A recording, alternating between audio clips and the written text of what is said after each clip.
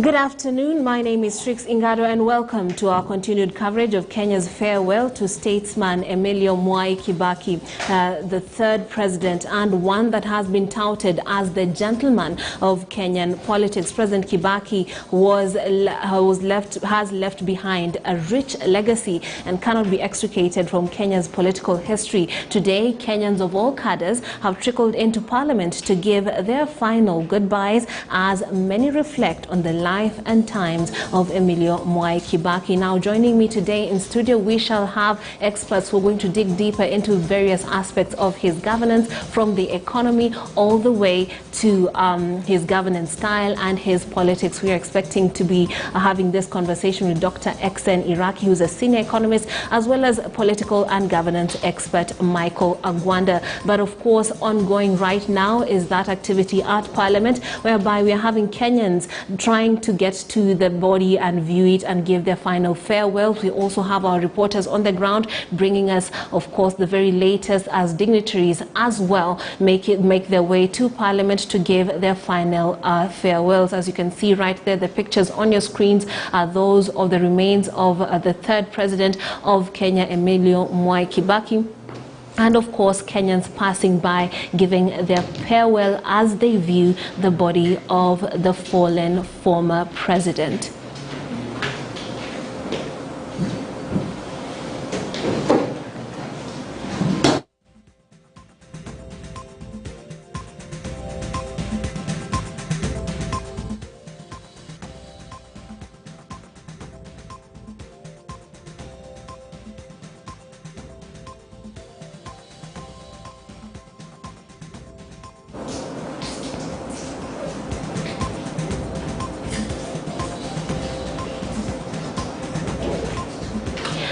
Ladies and gentlemen, those are pictures coming to you live from Parliament here on KTN News, bringing you events that are transpiring right now. Kenyans have made their way today to Parliament to give their final respects and give their final farewell to former President Mwai Kibaki. Mwai Kibaki was the third president of the Republic of Kenya, and of course he will be remembered for leaving a rich legacy behind that we shall be taking a look at here in studio. But of course, a very important historical event right there as Kenyans walk by, give their farewells. Many of them are reflecting on the various ways that they have the former president touched their lives as president, as politician, as an economist who was tasked with the responsibility of leading this nation through good and tumultuous times. Of course, the president, Uhuru Kenyatta, is leading the Republic of Kenya in mourning and bidding farewell to that former president who was the third president of the Republic of Kenya. When he came into power, it was a time of hope and great expectation for him, and he had his work cut out for him when he took power. Now we're just going to get into that conversation of the life and times of former President Mwai Kibaki. And with me, as I told you earlier on, is Dr. XN Iraki, who is a senior economist, as well as Michael Agwanda, who's a governance and political expert. Thank you, gentlemen, for joining us this afternoon. It's a very critical moment in the history of Kenya. The passing of former President Mwai Kibaki. He's very instrumental in making changes in this country, particularly when it comes to the economy. Kenya was seemingly circling down the drain when he took over, and in many ways he was instrumental in making changes. And far from the economy, of course, there are matters of politics and governance that you're going to dig deep into. Dr. XN, I'll start with you. Could you describe to those who are perhaps not very aware at the time what Kenya was like economically speaking as the former president was taking over? That's an interesting question, because yes, I'm one of the few Kenyans, not few but many, who was able to live under three presidents. Yes.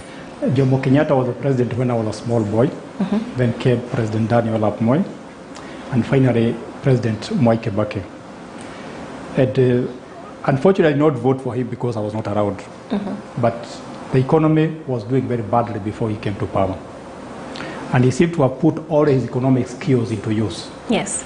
I remember one of the things that came out when he became the president was Kenya voted as the most optimistic country in the world. Yes.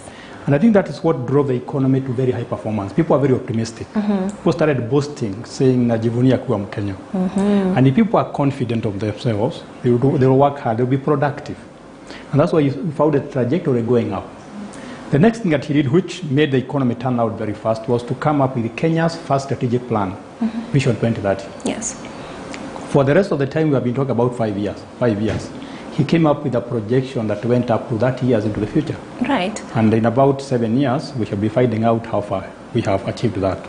So given that vision, given his economic background, given his various experience, staying in Uganda, going to UK, working in this country, right, teaching in Uganda as in Makerere, and his rural-urban background, working for various ministries, I think he was set to set this country on a different economic trajectory. Okay. And I still remember him up to this day. Yes, and you're saying you lived through 3 presidents. This is a president that lived before we got our independence and after, and actually led this country while we were free, but of course taking us a notch higher when it comes to those freedoms. And you're expressing that Kenyans were more confident and more free, and therefore the economy became more robust. Michael Ogwanda, I'd like your view on the Kenya that was before Mwai Kibaki, and of course how things changed shortly after he took power. Trix, let me take this opportunity to relay my condolences to the family of Honorable retired President Mwai Kibaki, and now the late.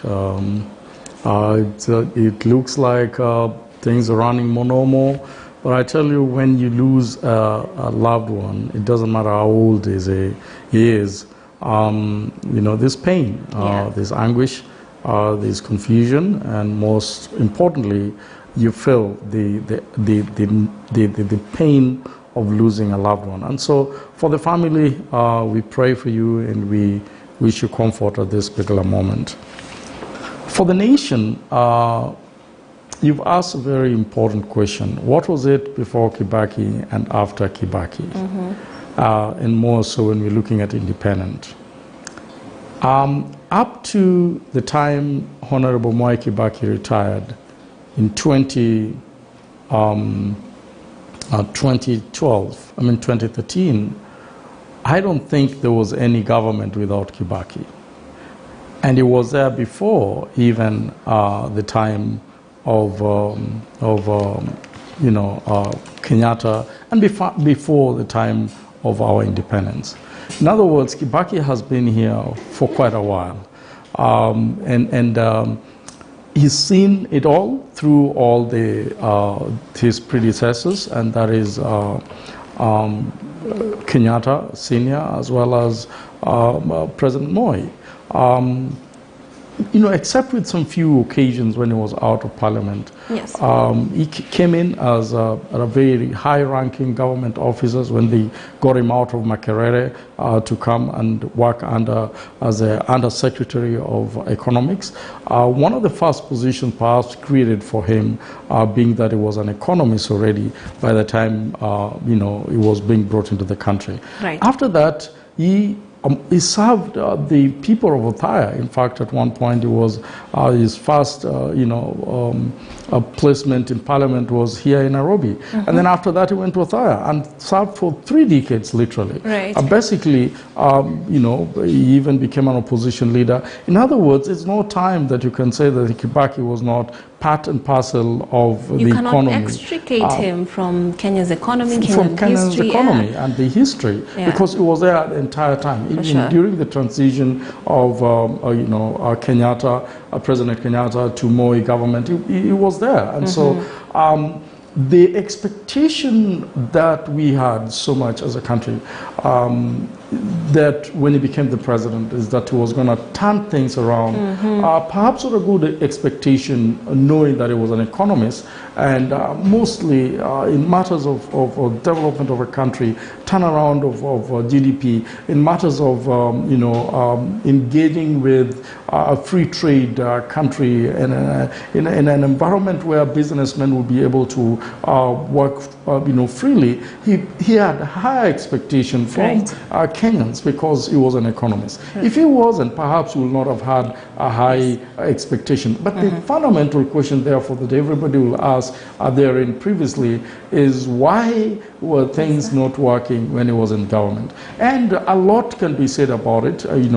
Answers can be given and say, when you're the president, you call the shots, and it doesn't matter how brighter people you employ and you engage in government, if you decide that this is how I want to run my government, even if they give you the advice, it might not happen. And I think that might have happened during his tenure when President Moi was in power. Absolutely. And when he took power, he got down to work immediately. And we're going to get into that with Dr. Exen Iraki, into the kind of work that the former president actually set out to do in the initial years of his presidency. And the viewers, as you can see on your screen, there is people milling around Parliament, queuing to view the body of the former president, who of course died this year. He was born in 1930, and of course he passed on at 90 years of age. We have our reporters on the ground. I'd like to get the view from the perspective of our reporter Jeff Kirui, who is right there. Jeff Kirui, what are you seeing, and what is the mood on the ground, or what sense are you getting from the citizens right there?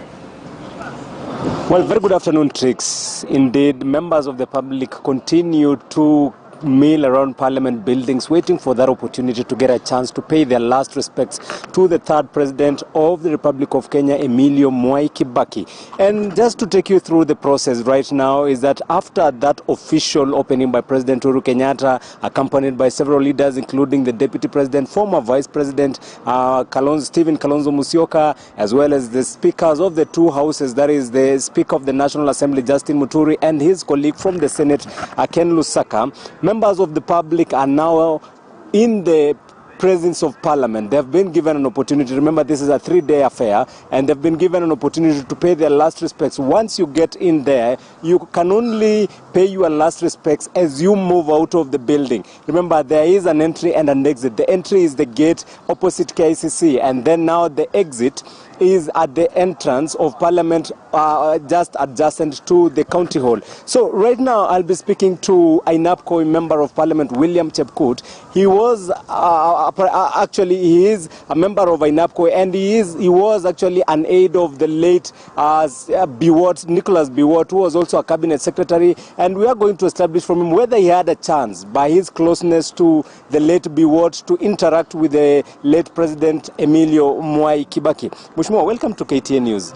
And I know you are very close ally of Nicholas Biwott, an aide actually. Did you get an opportunity to interact with the late President Emilio Mwai Kibaki? Indeed,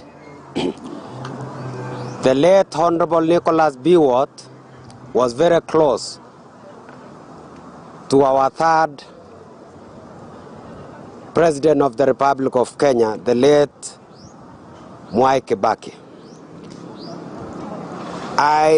Permit me to pay my heartfelt sorrow on my own behalf, my family, and INAPCO constituency, and was in Gishu County. The late Mwai Kibaki was a renowned and a distinct person.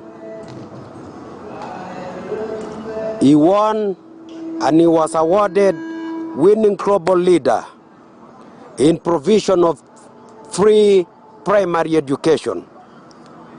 He was an outstanding performance in infrastructure, digital penetration, and he was a great man in revolutionization of airwaves. That is introduction of FM stations in Kenya. And revolutionization of banking industry in the Republic, like Equity, Family Bank, just but to mention a few. He was an economic performance. He was a distinct scholar. In fact, Kenya really performed economically because of the late Mwai Kibaki. I've met his own son, Jimmy Kibaki, here. I've paid my heartfelt sorrow, and I'm urging and I'm requesting Othaya residents, in remembrance of the late third President of the Republic of Kenya, I'm urging Othaya people to vote in Jimmy Kibaki in his remembrance as a reward. Finally, may his soul rest in eternal peace and good night. But when you reach heaven, say hi to our first President of the Republic of Kenya, Mzee Jomo Kenyatta, and my great friend, our second President of the Republic of Kenya, who ruled this republic for 24 years. And say hi to my great hero, my father, and my hero and my mentor, Honorable Nicholas Biwott. Good night, our third President of the Republic of Kenya. And I Napoi constituency are saying good night, rest in eternal peace. That is an Napoi Member of Parliament, William Chepkut. They call him the living soul alive. Alive. Why I'm called the only living soul alive is because of the following. I've undergone 9 lives. I was given poison, and I was admitted in Nairobi hospital for about 6 months, and part of my organs failed. Secondly, I fell down in Sarofa Hotel, and I've been sick for the last 2 years, and I give all the glory and honor to God, because I'm recuperating and I'm now recovering. But I ask Ainapkoi constituency to vote Rosafe William Chepkut on August this year. Well, of course, we wish you a quick recovery. But today was actually a day to eulogize the third President of the Republic of Kenya, that is Emilio Mwai Kibaki. And from the leaders, from the speeches, and from the interviews that we've heard from the day, every other speaker and speaker after speaker, they eulogized him as the backbone, actually, of the economy of this country, saying that he managed to revive the economy of Kenya. But for people who perhaps had an opportunity to be in school at that time, they have eulogized him as part of the key pillar in the education sector, especially in introducing the free primary education in Kenya. Those are some of the attributes that leaders have actually poured on the late President Emilio Mwai Kibaki. And of course, today's event, this is the first day of this 3-day affair of public and dignitaries and members of public actually to pay their last respects to the late President of the Republic of Kenya, Emilio Mwai Kibaki. Remember, after today at 5 p.m., the gun carriage that will be carrying the body of the President Mwai Kibaki will be heading back to Lee Funeral Home. And after that, now, tomorrow morning as well, from 7 in the morning, that is the carriage will be leaving Lee Funeral Home from 7:15, or rather 7:05, and it will be arriving in Parliament at 7:15. That is, of course, according to the military that has taken charge of this event being a state function. On Tuesday, that will be a similar function, as well as Wednesday. But now on Thursday, the body will be taken back to Lee Funeral Home, and then on Friday morning to State House. From State House, there will be that procession from State House to Uhuru Highway all the way to Nyayo for the interdenominational memorial service,